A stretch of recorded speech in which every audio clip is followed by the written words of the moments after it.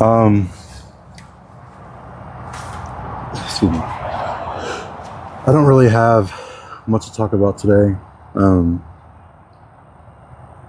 I'm tired. I haven't really slept in about 3, 4 days. I think I've been sleeping like maybe 3, 4 hours. But it's funny because there was a time where I was going to bed at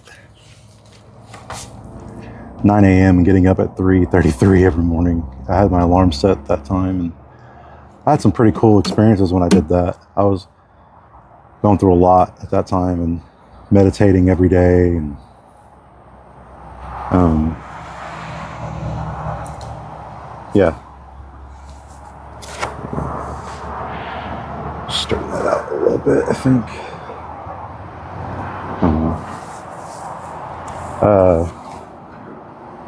Man, I'm kind of nervous. I'm not really used to being in front of a camera. I usually am behind the camera.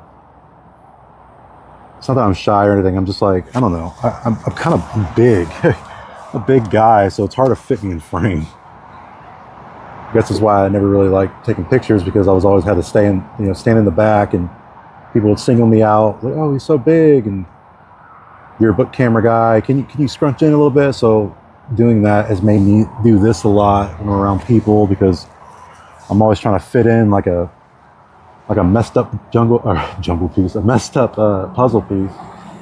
And the more that I think about it, I'm sure I'm on the spectrum. I'm not like,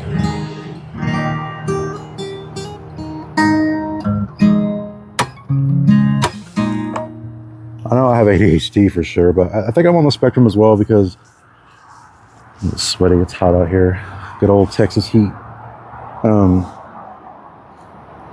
I have an obsession with numbers. I do math in my head like pretty crazy. Nothing like, not like Beautiful Mind or anything like that. My son like sees the world so different. He told his class, because they wanted everybody to give interesting facts about the classroom. Everybody was naming it. And Jensen said that there are 210 fingers in this classroom right now, because he counted how many people, and he did the math in his head of 10 fingers times the amount of kids. So that's what, it's 21 people. But like it's weird, because like some people's brains don't operate like that, because they're shortcuts. That's how I view it. Like when you do 210, so you do 10 times 21, and in your head you just do I usually do just say if there's 210 fingers and toes, or fingers, because I don't know.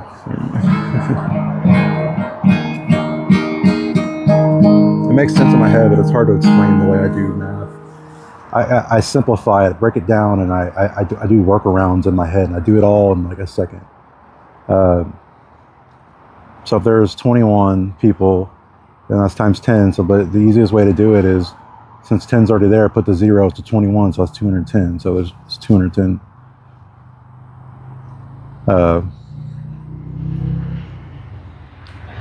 Just cool when you think of it like that. It seems like so many. You know what I mean? Like I was like, oh man, 210 fingers. Like, no, that's just 21 people. And 21 people is, nothing. But think about it, like, crowds of like 50,000 people. Can you imagine how many toes that is? So what would that be, like 500,000 fingers? Maybe more? Way more? Way more, right? Yeah, it's way more. What am I talking about? 5 million or some shit. Anyways,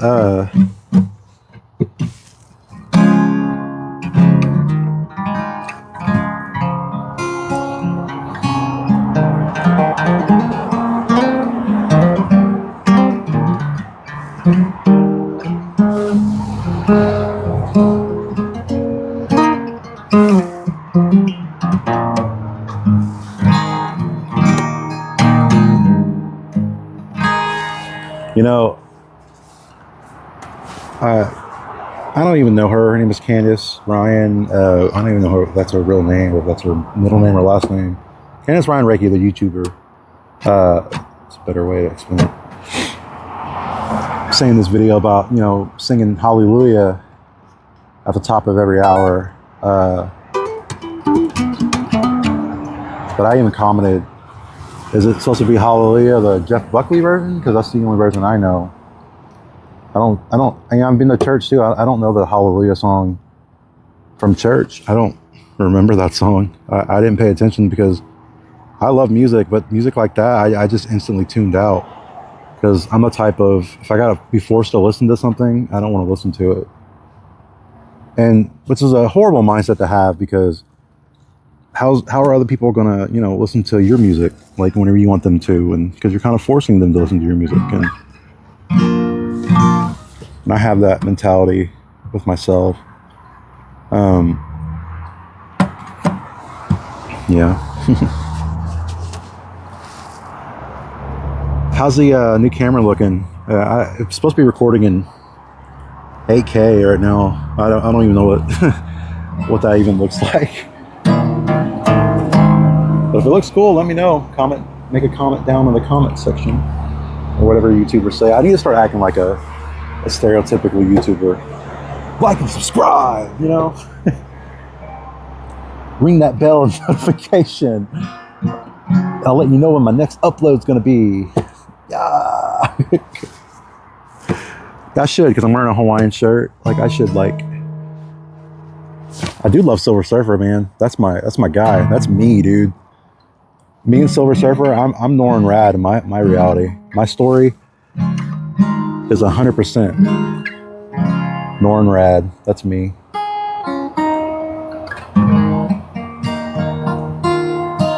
It's funny because he was always my favorite as a kid, and I didn't know anything about him. I had 2 comic books of him when I was a kid, and I don't even remember what they were about. And I just thought he was so cool and fascinating. A chromed out metal dude that rides around on a surfboard, count me in. I think that it stemmed from the video game Virtual Fighter. It was either 1 or 2. The last boss was like metal, like he was just like a metal guy. He always reminded me of Silver Surfer. I thought he was so freaking cool. Frick. But yeah, you know, Surfer Cameron. I'm trying to stick to the moniker Covey. I'm trying to stay with that alias because I love that name, Covey. It's it's just different. It hits different, you know what I mean? The vibes are definitely there.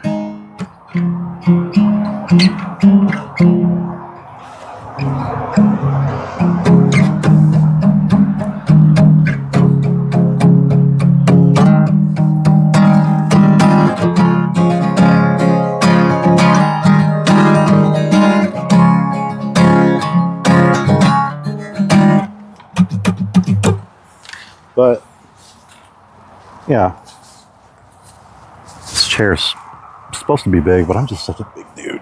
Oh, my back is still hurting. I really want to start getting over this back injury, man. It's gonna feel real good whenever I finally get over it. I think it's something with my spine. Something's jammed. Something's stuck. All you healing people out there and Reiki masters and energy blockage experts, all that stuff, you could let me know down below what's going on, because my spine is like jacked up. I don't feel like it's a disc. I don't know. I mean, I don't know. If it was a disc, I wouldn't be able to like walk at all, right? And it just feels like it needs to be popped. Like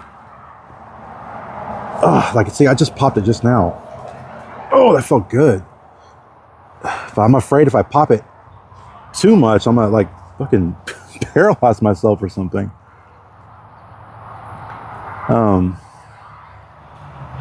I don't know. Hallelujah, I guess. I can't even remember how to play it. I used to play it all the time, but then I stopped playing it because that song, the Jeff Buckley version, like, used to kill me every single time. And I comment on the thing, oh yeah, I play that song all the time, trying to be cool. But like, I haven't played it since me and baby mama got back together. And that's why I was playing it, because like, we were together, but like weren't officially together, because like, you know, it's what that girl does to me. And I let her. And I'm realizing today, God, there's some unhealed trauma that I thought I was over, and I'm not over. I wouldn't say, yeah, I mean, yeah. Am I over her? No. I still miss her. But she cannot ever be the person that I want her to be, because she's just not. And I was so toxic, like there was so much toxic loyalty to her that I put my blinders on to everything bad she does. Like, and God, man, that's no way to live. And I never wanted to admit that, like, you know, the things she does aren't good. I mean, I do the same thing, and that's the thing. I always want to talk about something like that, and like, but because I've been conditioned so bad to like make someone feel like I'm attacking them just because I'm trying to talk to them, like I can't even talk to like anybody without like the airplane, or it's that damn helicopter again. Actually, no, it's a different one. It's a yellow one, but they always fly right over me. And you can see that in my other video. But like I was saying, sorry, I have ADHD. You know, I would apologize all the time to her just for trying to talk to her, and like she would, you know, throw a fit and stuff like that, because like, you know, I learned that she is on the spectrum. She's high functioning autistic, and I didn't know that when I first met her. I didn't even find that out until after our second child was born, until my son was born, Jensen. That's when I found out, after we split and lost our little house that we had, and I quit my job like an idiot. But I just didn't want to do construction, man. Like, yeah, I look at me like I'm built for construction, but that's not me. That's not what I have. Musical talent. I have artistic ability. I can sing. I can do everything. I mean, yeah, I'm great with tools. I'm a strong guy. I'm great at lifting heavy things. Construction, builder. I'm good at building things. I'm a builder. I'm an architect. I'm an artist, and I'm an architect, musical architect. I'm just an architect. I architect my own reality. Like, but it's hard to be that whenever you have people constantly telling you that you're not that, constantly telling you that you're someone else that you don't want to be, that you don't see yourself as in your head. But everybody else telling, no, this is what we see. You're that. Nope, you can't be that. Sorry you feel that way, but sorry. You're fat. Oh, you wear bright clothes and you like, you know, bright things. You're gay. I'm not gay. I've been molested, for sure, by a family member. Not my brothers or something. It was a cousin. But I was also molested by a female too. Like, so I was molested by both. And I was like 5, 6 years old, 7 years old. I don't know what the hell was going on. And like, it just confused the hell out of me when I was a kid. So like, I've always like have like this fear of like, not homophobic, but like, I just don't like, you know, like if a gay dude were to come up to me and like touch me or something, like, I think anybody would react that way. But like, you get told that you can't react that way. But like, yeah, it's nothing against gay people. I'm friends with gay people. I know some gay people. I'm like, whatever, dude, do your thing. But a lot of the times gay dudes come on to me because I guess they think I'm gay because I wear bright clothes. I kind of have a lisp because I have a big tongue. So it's always like getting in the way of the way I talk. Maybe I need to, well, wow, I don't know, push it down below my teeth. I think that's what I'm doing. But I have gaps. I'm always criticizing myself. I was criticizing myself in the last video, talking about oh, look at the blackheads on my nose and stuff like that. It's because like that's what I've been conditioned to do. And like it's weird because we all want to think that we're free, and we have this ability to be free. Oh, we can do whatever we want, but like society puts shackles on you from the moment you're born. Like you're born into a system that everybody sets forth that you need to follow the rules and everything. Like so, you're shackled from birth. Like metaphorically, like not even real shackles on your feet. I mean, yeah, there's a birth, bracelet around your ankle. So that's a shackle. So you're shackled as soon as you come to this world. And I was born in a Catholic hospital, St. Mary's in Galveston. So like, me and my mom didn't even get to do physical contact when I was born. They like nuns took me out of the room immediately, and like, I think they baptized me right then and there. And like, yeah, I was the only one in my family out of my brothers and sisters that was born in a Catholic hospital, and that hospital burnt down. You're like, damn, shit, am I the Antichrist? God. Like it burnt down like I think like 2 years later or something like that. But my cousin Fernando, who I'm very close to, Viper, you should check his YouTube channel out. I'll put a link to his YouTube channel in there. He was born in the same hospital, pretty sure. And we're all from Galveston. At Fautrey, 43rd Street. If you're from Galveston, you know. But if you're not from Galveston, you don't know. But everybody knows Broadway in Galveston. Broadway's sick. Man, I used to be so obsessed with Galveston lore, like the lore. Like the history. I say lore because I play video games, so it's always funnier to say lore. Because that's what's in. Excuse me, talking like a gamer is like in, which is funny because when I was a kid, when you were a gamer, you were a nerd. Now everybody's a gamer. But yeah, I used to be into Galveston's like history because like Galveston had some crazy looking buildings on its island, man. And we have like we have like 3 pyramids on Galveston Island too, which is crazy. And I found this book of the original Moody Gardens, and I remember like flipping through it, and like there was like this like weird like what's the word I'm looking for? Like perfectly geometrical like shapes everywhere and stuff. Like gematria, is that what it's called? I don't know. Star forts, stuff like that. Galveston was just crazy back then. Like, and you can look it up, man. Look at Ball High School. That place is crazy looking. There's like there's one now still there in San Jacinto that looks like the one in Galveston. But what was different in Galveston, like it was like considered like the first Hollywood or something like that. Like that's why it has a Broadway. And like celebrities used to go there and shit. And like it had like its own airport and stuff, and it's crazy. I think because gambling was legal there. Because like something about, because Galveston was an island, that like the rules of when Texas was Texas like applied to it or something like that. I don't know. I'm not a history buff. I was just into it at the time. And that might be caused with my BPD or whatever I have, bipolar, I don't know. Borderline personality disorder. Because I'm so interested in so many things at the same time. Like everybody's like, oh, pick one and stick to it. Why? Why would you want to put yourself in a box like that? Who wants to live like that? I don't. That sounds horrible.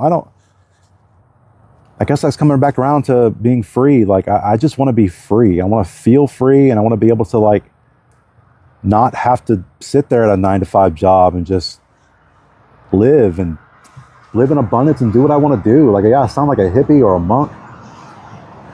But, you know.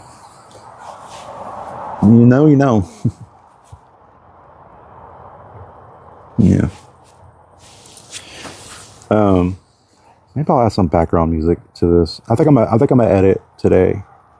Do my first like edit. I said I edit before, but I didn't. I just like stopped and press play, stopped and press play, stopped and press play, or stopped and record, and just combined a video. I didn't go in and do any edits or cuts or make any noise or anything. I have an intro and an outro. That's it.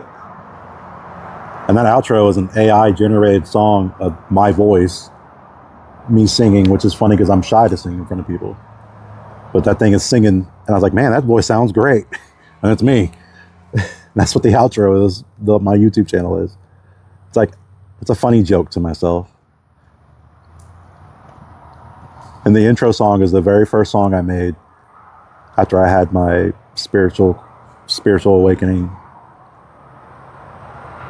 I say the quotes because like I think there's a difference between being spiritual and there's like toxic spirituality. And toxic spirituality that's when people get hurt, man. Look at what's happening across the world. I don't watch the news. I don't keep up what's going on, but I heard somebody bombed Israel or something. I don't know. That's toxic spirituality. Because that's supposed to be the most spiritual place in the world. And that place is constantly getting destroyed, man. It's crazy. Mecca and all that, like it's kind of like a cult, man. Because I feel like that, like, people just misinterpret religion, like, because people want to find something that they see, you know, like, oh shit, like, there's God, I need to worship him, kiss his feet. Like, no, didn't I say ye are God? Like, didn't he actually say that? Was it John 10:23? Like, didn't he say that you are God? While they were, I think, either stoning him or he was about to get crucified or something. I don't know. I've never read the Bible. I don't know. I just kind of regurgitate information that I feel like I have selective learning, if that makes sense. Selective learning, because I play guitar and I don't know how to play guitar because I don't know. It's like the, you know, all the scales, all the boring stuff. When I play, I just want to play, man. I want to play on feeling. I don't want to be a robot. Like, I want to, you know, you gotta let that guitar, you gotta let it ring, you gotta feel that.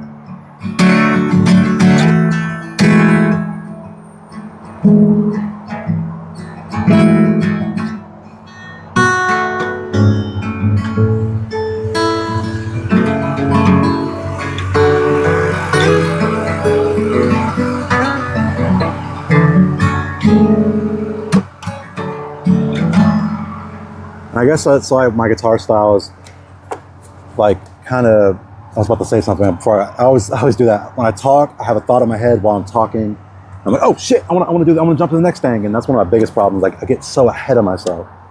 My guitar playing is very sporadic and very all over the place and very untamed. So in turn, I was recording some music with my friends last week, and man, I can't stay in time. It's hard for me to follow a metronome because I don't like that you have to make it so boring. Why would you wanna keep this going? You know what I mean? Like, it's boring. It's almost like repetitive, like hypnotizing almost. Like, you got to hypnotize yourself to do something because, like, that's what we've been taught. Like, oh, you got to follow this. You got to follow it. You have to because you got to get good. You got to be a professional. You got to make money with the guitar. You got to make money with music.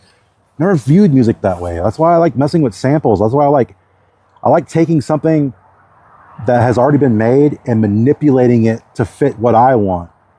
And I don't know, does that make me a sociopath in a way? I have sociopathic tendencies. There are things that I do, and I do like social experiments with people and stuff and situations in real time. I do that all the time. That's what a sociopath does.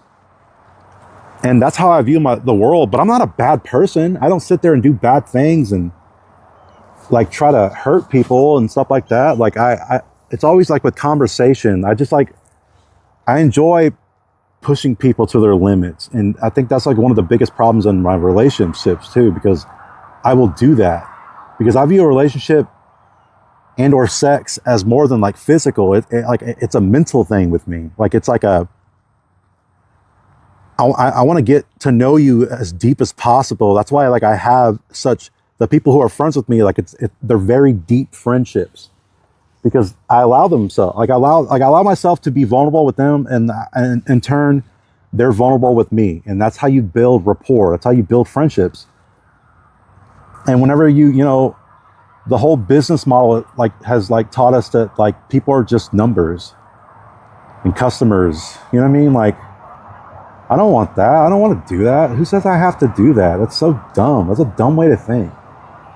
And I think that's why like it's always been so hard for me to hold down a good job, because like I'm too rebellious in a sense that like I don't like being talked down to.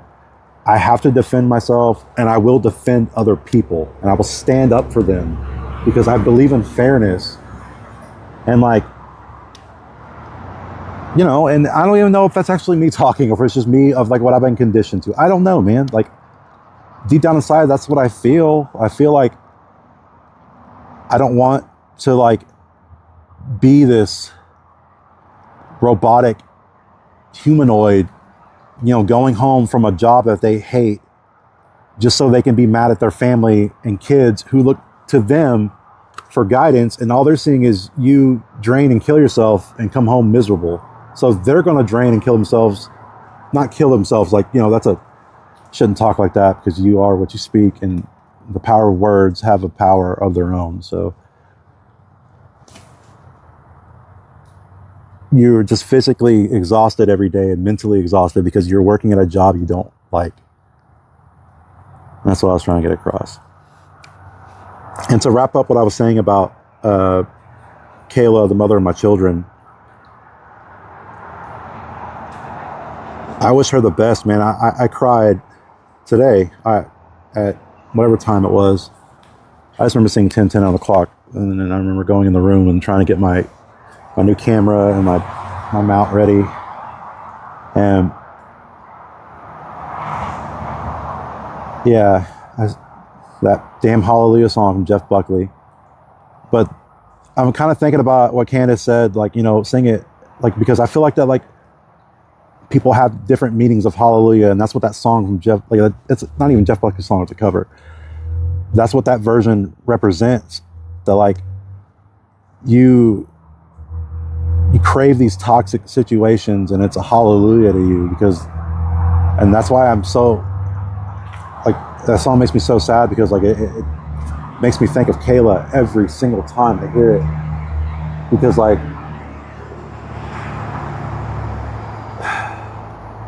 she tied you to a kitchen chair, she broke your throne and brushed your hair,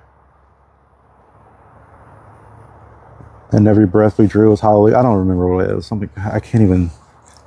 Every time I relate that song, it fucking kills me, dude.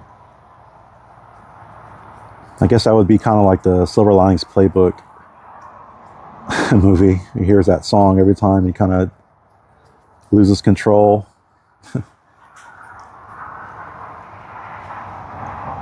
Gotta have somebody to match your crazy, man, I guess. But I'm gonna end it here. I have some stuff to take care of. I gotta go drop off some packages. I forgot to brush my teeth this morning. I gotta brush my teeth, man. I gotta go drop off some packages and some Amazon returns, because I got ahead of myself and purchased some stuff that I thought I needed and I don't even need.